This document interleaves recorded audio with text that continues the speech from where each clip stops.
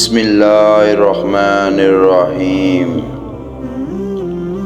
رسول اللہ صلی اللہ علیہ وسلم سے پوچھا گیا، سب سے افضل انسان کون ہے؟ آپ صلی اللہ علیہ وآلہ وسلم نے فرمایا، ہر وہ شخص جو دل کا صاف اور زبان کا سچا ہو۔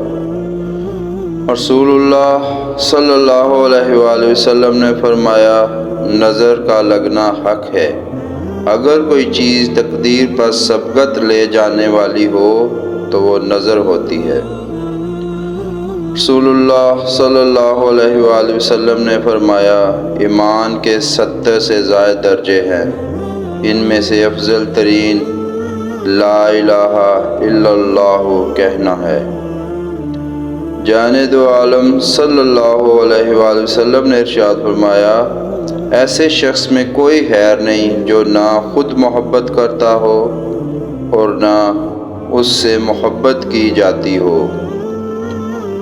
نبی کریم صلی اللہ علیہ وآلہ وسلم فرماتے ہیں، جب تم کسی میں مسجد میں آنے جانے کی عادت دیکھو تو اس کے ایمان کی شہادت دو۔